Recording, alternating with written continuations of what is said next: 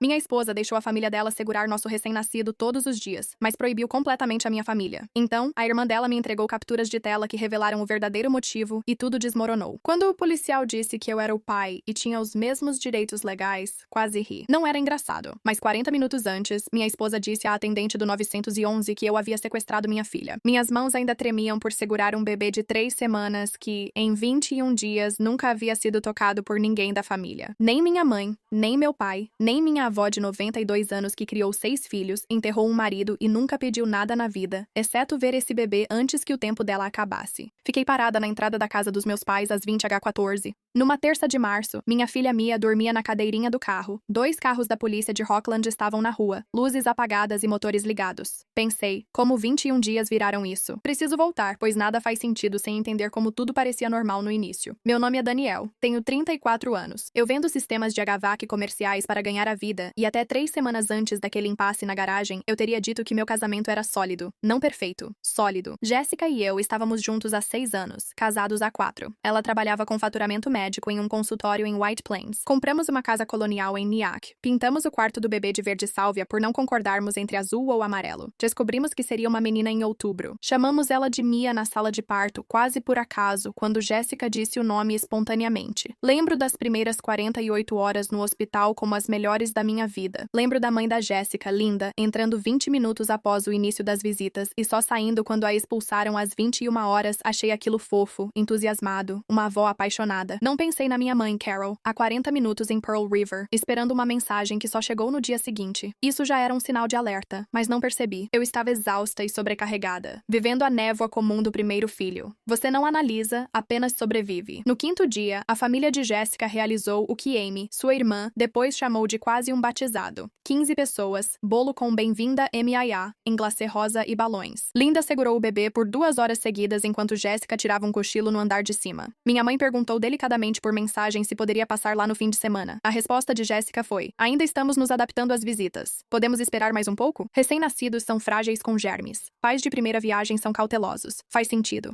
Pedi paciência à minha mãe, mas Linda já tinha ido ao quarto do bebê 4 vezes naquela semana. Sem máscara, sem álcool em gel, fazendo vozinha a uns 15 centímetros do rosto da Mia. Percebi, mas disse a mim mesma que não era nada. Vovó pode ser um pouco mais flexível com as regras do que uma sogra que mal sabe o nome do pediatra. Eu estava fazendo aquilo que a gente faz quando não quer enxergar um padrão, inventando uma desculpa diferente para cada situação, assim nenhuma delas se soma. Na 2ª semana, minha mãe perguntou de novo. Dessa vez, Jéssica falou que ainda buscamos uma rotina e precisamos de mais tempo para nos adaptarmos como família de 3. Na mesma semana, o pai da Jéssica, Roberto, tirou o que a Amy estimou, e eu depois confirmei olhando o Facebook dele, ser mais de 500 fotos da Mia. Ele imprimiu 11 dessas fotos e colocou em porta-retratos no escritório. Vi porque a Jéssica mostrou uma foto, orgulhosa, como se fosse algo a comemorar. Meu estômago reagiu de um jeito que não sabia descrever. 2 semanas e meia. Minha irmã Raquel, que mora em Denver, comprou uma passagem e reservou um quarto de hotel para conhecer a sobrinha. 4 noites no Hampton Inn, perto da rota 59,340 dólares que ela não recuperou. Ela esperou, mandou mensagem para Jéssica no dia em que chegou. Muito animada, qualquer horário que for bom pra vocês. Nenhuma resposta por 6 horas. Depois, hoje não é um bom dia, talvez amanhã. Amanhã virou depois de amanhã. E depois, mais um dia. Raquel voltou pra casa sem nunca ter segurado a sobrinha, sem nem ter passado da varanda da frente. Ela chorou no aeroporto. Depois me contou que sentiu como se tivesse feito algo errado, como se estivesse sendo punida por um crime que ninguém queria nomear. Confrontei Jéssica com cuidado, como se faz com quem ainda se confia.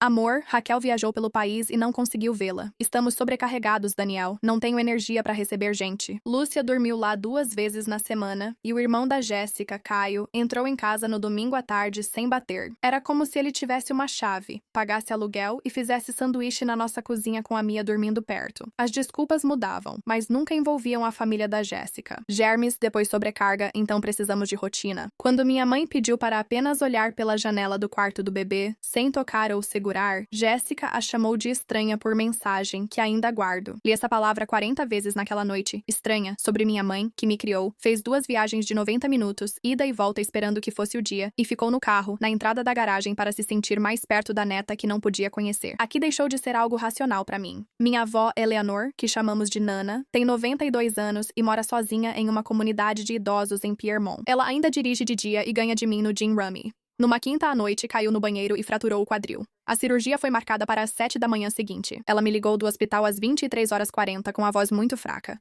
Dani, Ela pediu uma foto antes da anestesia. Você pode me mandar uma foto dela?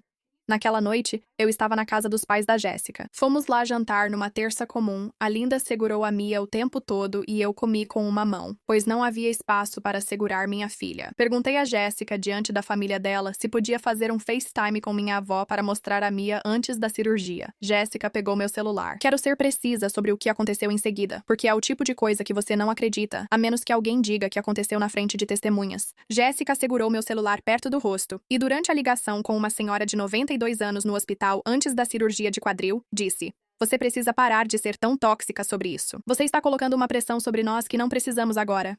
Então ela desligou. A sala ficou em silêncio. Até o Kyle, com o sanduíche na mão, Kyle, parou de mastigar. Dirigi para casa naquela noite com as mãos apertadas no volante e não consegui dormir. Minha avó saiu bem da cirurgia. A doutora Patrícia Weiss, do Hospital NIAC, informou que o procedimento foi bem sucedido, hemiartroplastia padrão, com recuperação de 6 a 8 semanas. Fiquei sentada às 6h50 na sala de espera da cirurgia, segurando um café que não bebi e remoendo a palavra tóxica, aplicada a uma mulher que só pediu uma foto. Essa foi a noite em que Amy me encontrou no corredor fora da cozinha, após todos dormirem. Ela é a irmã mais nova da Jéssica, tem 26 anos e trabalha como enfermeira no Westchester Medical. Ela sempre foi a mais quieta da família, observando mais do que falando. Me levou a um cômodo junto à garagem, conferiu a porta e disse: "Não aguento mais." Depois, mostrou o celular com capturas de tela. Um grupo chamado Girls Weekend, que Jéssica parece ter esquecido que Amy participava ou achou que não seria descoberto. Era da semana em que Rachel veio de Denver. Jéssica escreveu: "KKK, ela tá aqui gastando $300 em hotel à toa. Não é problema meu, nem perguntou antes." Outra mensagem: 2 dias após o pedido de cirurgia da minha avó. A avó dele está sendo dramática, tem 92 anos, vai sobreviver. Então veio aquela que realmente me deixou com a visão turva. Li 4 vezes para ter certeza de que entendi certo. Sinceramente, espero que ela nem viva para lembrar disso. Assim, menos uma pessoa nos incomodando. Sobre minha nana, que caiu, se recuperava da cirurgia e pediu uma foto. Naquela noite, Amy me contou algo que finalmente esclareceu tudo pra mim. Antes de mim, Jéssica foi brevemente noiva de Chris anos antes de nos conhecermos. Segundo Amy, a mãe dele era tão controladora que aparecia sem avisar, interferia em tudo e via Jéssica como rival, não família. O noivado terminou mal. "E Jéssica", disse Amy, repetiu várias vezes: "Nunca mais deixe uma sogra fazer isso comigo. Nunca. Não importa quem seja a mãe, eu me casei com a Jéssica, não com o trauma dela." Em algum momento, minha mãe, que nunca havia gritado com Jéssica em 6 anos, foi vista como a vilã de uma história já escrita antes de eu conhecê-la. Também não dormi naquela noite. Pela primeira vez em 3 semanas, não estava mais confusa, só tinha chegado ao meu limite. Na manhã seguinte, fiz a coisa mais simples do mundo. Prendi Mia na cadeirinha do carro pela primeira vez, algo que sempre foi feito por Jéssica. Só então percebi como isso era estranho, e eu dirigi por 19 minutos até a casa dos meus pais em Pearl River. Minha mãe abriu a porta e levou as mãos à boca. Ela não disse nada por 10 segundos inteiros. Depois, ela só disse: "Posso?" E eu respondi: "Pode, mãe. Segura ela." Ela segurou a neta pela primeira vez aos 21 dias na cozinha. Chorou tanto que precisou sentar. Meu pai tirou só uma foto, como se temesse que mais fotos tornassem aquilo irreal. Avisei Jéssica, levei Mia aos meus pais e voltei para casa às 6. 40 minutos depois, 2 viaturas estavam na casa dos meus pais. Jéssica chamou o 911 e denunciou que levei nossa filha sem consentimento. Segundo o policial, ela disse que eu havia sequestrado nossa filha. O policial Daniel Reis, cujo número de crachá eu ainda tenho anotado no relatório, junto com seu parceiro, subiu à entrada da casa com a maior calma, claramente já tendo lidado com esse tipo de situação centenas de vezes antes. Ele pediu minha identidade, perguntou da mãe e fez perguntas em voz baixa para a avó da Mia, minha mãe, que ainda a segurava, mãos trêmulas e lágrimas já secas. O policial Reis se voltou para mim e disse: "Senhor, seu nome está na certidão de nascimento, certo? Então tem os mesmos direitos legais de guarda. Não há crime. Você tem permissão para ficar com sua filha junto com sua própria família." Eles foram embora em 15 minutos sem acusações, nada. Achei que aquilo era o fim. Eu não fazia ideia de que era só o começo. Linda apareceu na varanda dos meus pais naquela noite. Eu ainda não estava lá. Eu ainda estava dirigindo de volta, mas meu pai gravou tudo no celular, hábito que adquiriu após uma disputa com um empreiteiro lhe mostrar que a memória falha, mas o vídeo não. Na gravação, Linda grita que roubamos a neta, que chamará um advogado e garantirá que nunca mais verei Mia se repetir o ocorrido. Meu pai, para seu crédito, não levantou a voz. Apenas repetia: "Você pode ir embora agora, Linda." Até que ela saiu. Naquela noite, ao chegar com a Mia, a Jéssica tinha me trancado fora do nosso quarto. Eu dormi no quarto de hóspedes com a babá eletrônica encostada na parede, ouvindo a Mia respirar através de um alto-falante de plástico porque eu não podia chegar perto do nosso quarto. Na manhã seguinte, descobri que ela alterou as senhas da nossa conta conjunta. Uma mensagem chegou às 7h02. Ou você pede desculpas à minha família, ou verá como viver sem dinheiro. Sua escolha. Não pedi desculpas, liguei para uma advogada. Marissa Chen, direito de família, 11 anos de experiência, era um contato que uma colega me indicou durante seu divórcio e que salvei sem imaginar que usaria. Naquela noite, antes da minha primeira consulta com a Marissa, toda a família da Jéssica apareceu em casa sem avisar ou ser convidada. Roberto se aproximou tanto que senti o cheiro de café em seu hálito enquanto apontava para meu peito e dizia que eu não sabia o que tinha iniciado. Linda ficou no canto, filmando tudo com o celular e narrando alto, como se montasse um dossiê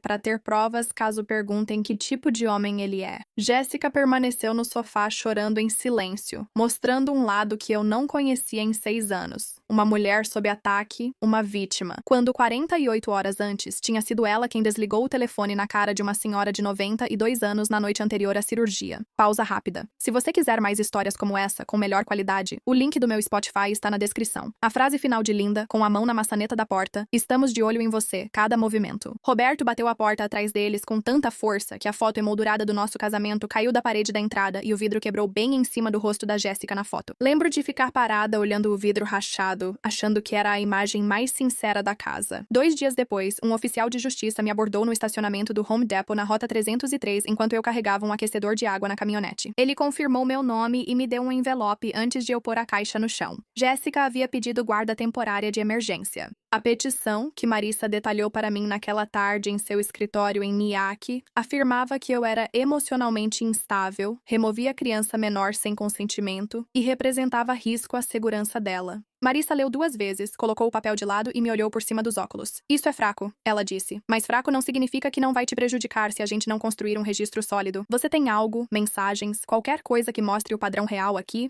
Falei para ela sobre Amy, as capturas de tela, a ligação da vovó, a palavra tóxico e a cirurgia no hospital. O rosto de Marissa mudou, como o de uma advogada ao ver um caso virar de defensável para ganhável. "Me envie as capturas de tela e o número da Amy", ela pediu. A audiência de emergência ocorreu 11 dias depois, no Tribunal de Família do Condado de Rockland, em New Hampstead Road, perante a juíza Karen Ostrovsky, conhecida, segundo Marissa, por sua intolerância a encenações e alienação parental. O advogado de Jéssica, Gary Feldman, especialista em litígios de custódia, passou 15 minutos descrevendo uma nova mãe apavorada, sem dormir e sobrecarregada, surpreendida pelo marido que sumiu com o filho sem aviso. Ele repetiu a palavra traumatizada 4 vezes. Ele citou meu comportamento errático 2 vezes, mas nunca explicou qual era, pois não havia nada para explicar. Eu fiquei sentada ali com as mãos espalmadas sobre a mesa, porque se eu as deixasse se mover, sabia que iriam tremer. Então Marissa se levantou. Ela não levantou a voz. Não precisava. Ela iniciou com a ligação ao 190, cuja transcrição mostra Jéssica dizendo à atendente que eu havia sequestrado nossa filha. Os policiais negaram a acusação em 15 minutos no local. Depois, ela apresentou e leu as capturas de tela para registrar na ata, uma por vez. A mensagem sobre o voo da Rachel ser desperdício de $300 não é meu problema. Outra chamou minha avó de 92 anos de dramática, 2 dias após cirurgia no quadril. E por fim, aquela de torcer para que Nana não vivesse para lembrar disso. A sala do tribunal ficou em silêncio. Vi os ombros de Gary Feldman baixarem levemente, como quando um advogado percebe que seu argumento caiu por terra. Jéssica chorava na mesa da parte autora, mas ninguém a olhava como 15 minutos antes. Lembro que a juíza Ostrovsky tirou os óculos. O leve movimento, como se ela precisasse de um instante para encarar Jéssica sem barreiras. Ela afirmou ao tribunal que não há provas de que o pai ofereça risco à criança. O pedido emergencial de guarda temporária foi negado. Jéssica soltou um som entre soluço e suspiro. A juíza não tinha terminado. "Quero acrescentar algo e que conste em ata", disse ela, olhando para Jéssica. "O que ouvi hoje, caso seja um padrão recorrente de excluir um lado da família, usar o acesso à criança como arma e difamar parentes idosos, não é apenas uma questão privada. Dependendo de como isso continuar, pode constituir alienação parental. Eu aconselharia fortemente que seu advogado lhe explicasse o que esse termo significa em um processo de guarda." Linda, atrás de Jéssica, levantou-se gritando sobre proteger mães que acabaram de dar à luz e alegando perseguição. A voz da juíza ecoou como um chicote no tribunal. "Senhora, sente-se ou será retirada." Ela obedeceu. Pela primeira vez desde o início, vi Linda quieta. Achei que aquela audiência seria o fim. Eu estava enganada, mas a próxima escalada não seria eu quem teria de enfrentar, e sim Amy. 3 semanas após a audiência, com uma decisão posterior sobre a guarda ainda pendente, Linda apareceu de surpresa no apartamento da Amy, em Nanuet. Amy me ligou naquela noite com a voz trêmula como nunca antes. Disse que tinha $2.000 no envelope e queria que eu afirmasse ao tribunal que as capturas de tela eram falsas, manipuladas no Photoshop. Ela disse que se eu não apoiasse a Jessica, não seria mais bem-vinda nos encontros de família. Falou isso na porta da minha casa, como se fosse nada. Como sempre, Amy ligou o gravador do celular ao ver o carro da mãe no estacionamento e me enviou a gravação naquela noite. Ouvi 2 vezes, sozinha na caminhonete, fora da casa dos meus pais, pois não podia dentro com a Mia dormindo. A voz da Linda, Clara.